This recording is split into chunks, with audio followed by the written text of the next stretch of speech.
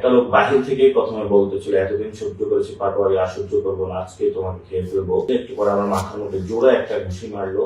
দীর্ঘ অনেক যুদ্ধের পরে আবার আমরা নতুন একটি যাত্রা শুরু করতে যাচ্ছি।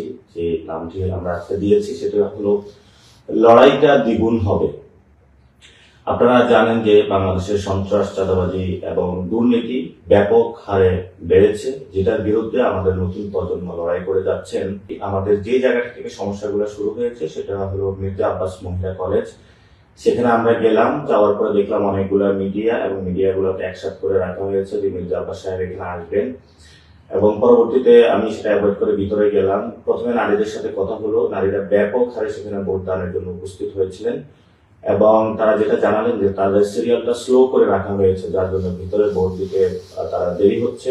যে ওনাকে 1 ঘন্টা লেট করে ঢুকতে দেওয়া হয়েছিল এবং সেই 1 ঘন্টাটা ছিল যে মির্জা আব্বাসের গুন্ডা বাহিনী তাকে 1 ঘন্টা লেট করে ঢুকতে দিয়েছিল। এটা কোনো প্রশাসনিক ব্যক্তি বা যারা ছিল তারা কিন্তু বাধাগ্রস্ত সৃষ্টি করেনি।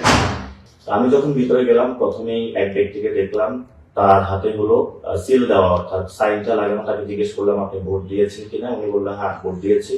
তো আমি বললাম আপনার এখানে কাজ কি? উনি বললেন যে আমি এখানে পরিদর্শন করতেছি।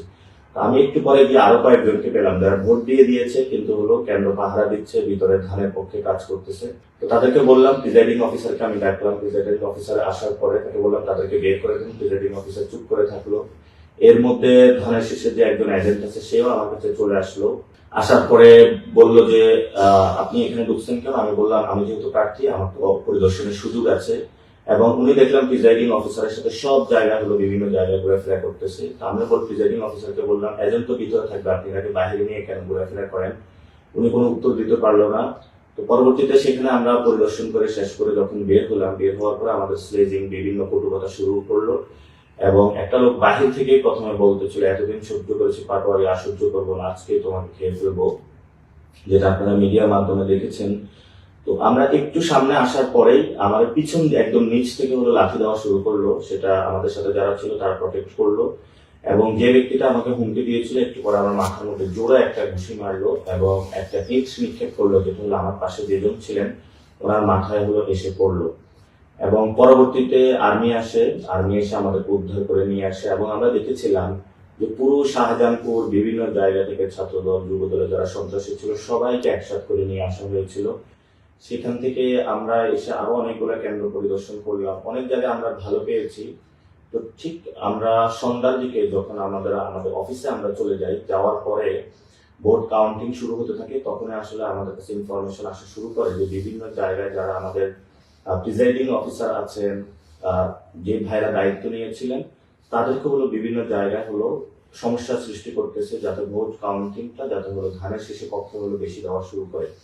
এবং আমরা খুঁজে নেওয়া শুরু করলাম আমাদের এই শাপলাগুলির যারা এজেন্ট ছিল তাদেরকে হুমকি ধুমকি দিচ্ছে এবং বিভিন্ন জায়গায় হলো তাদেরকে হুমকি ধুমকি দেওয়ার মাধ্যমে তাদেরকে মির্জা আব্বাসের বাহিনী যে আমরা টাকা পয়সা দিব, তারা জোর শুরু করলো যে ধানের শেষের পক্ষে এই জায়গাটা আপনাদের রায়টা বাড়িয়ে দিতে হবে। তারা আমাদের কাছে অভিযোগ করা শুরু করলো।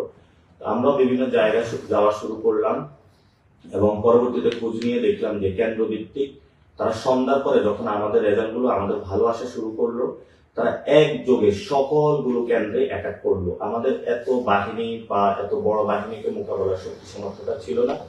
বিভিন্ন জায়গায় তারা সন্ত্রাসীদেরকে একসাথে করলো বহিরাগত জায়গা থেকে এবং তারা প্রত্যেকটা কেন্দ্রে তারা অ্যাটাক শুরু করলো। এটাও শুধু নয়, বিভিন্ন জায়গায় আরো অনেক জায়গায়, যেমন হলো আবুজার গিফারি কলেজ এবং শহীদ ফারুক যে স্কুল আছে সেখানে জাহাঙ্গীরের বাহিনী ও ইঞ্জিনিয়ার সুজনের যারা ছেলেপেলেরা সেখানেও তারা অ্যাটাক শুরু করলো। অন্যদিকে শান্তিবাগ প্রাইমারি স্কুলে মনার বাহিনী এবং আজিজ হাফিজের নেতৃত্ব হলো অ্যাটাক শুরু করলো। শান্তিবাগ উচ্চ বিদ্যালয়ের ফজলে রুবায়ের পাপ্পু, এক্স কমিশনার আদি মগার ছেলে মিজানেরা সেখানে অ্যাটাক শুরু করলো। এবং মিলেনিয়াম যে স্কুল রয়েছে সেখানে হলো মিলেনিয়াম ইউনিভার্সিটি যে রয়েছে সেখানে মির্জা আব্বাস ও তার ছেলে গিয়ে হলো ভোট চেকিং করা শুরু করলো। অর্থাৎ প্রথমেই যখন ভোটের ফলাফলটা আসা শুরু করলো তাদের মাথা নষ্ট হয়ে গিয়েছিল। পরবর্তীতে সবগুলো কেন্দ্রে তারা অ্যাটাক শুরু করে এবং কোথাও মির্জা আব্বাস ওয়াইফ গিয়েছে, কোথাও মির্জা আব্বাস গিয়েছে, কোথাও তার ছেলে গিয়েছে, কোথাও তার বাগিনা গিয়েছে, কোথাও যারা কমিশনার ছিল তারা গিয়েছে, কোথাও তারা যারা মাস্তান ছিল তারা গিয়েছে। এর পরবর্তীতে আমরা খোঁজ পেলাম যে আমাদের সিদ্ধেশ্বরী 2জনকে হলো বোনকে আটক করে রাখা হয়েছে যারা এজেন্ট ছিল। পরবর্তীতে আমি হলো সেখানে যে ম্যাজিস্ট্রেট ছিলেন তার সাথে যোগাযোগ করলাম। ম্যাজিস্ট্রেট আমাকে জানালেন যে ইস্কাটনের অবস্থা খারাপ, আমি এটা শেষ করে তারপর হলো সিদ্ধেশ্বরীতে যাব।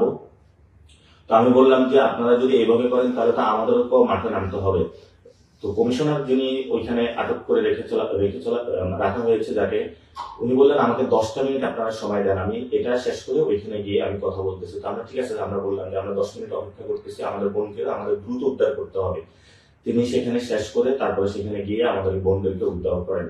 অর্থাৎ আমি যখন এই কথাগুলো বলছি, আমি গতকালকে ঠিক এই মোমেন্ট গুলা নিয়ে তখন হলো আমি ডিসি অফিসে বসে আছি, ডিসি কাউকে বলতেছেন, নির্দেশনা দিচ্ছেন, কিন্তু তারাও কোনো কিছু মানতেছে না। পুলিশ পুরা প্রশাসন হলো একদিকে হেলে গিয়েছিল।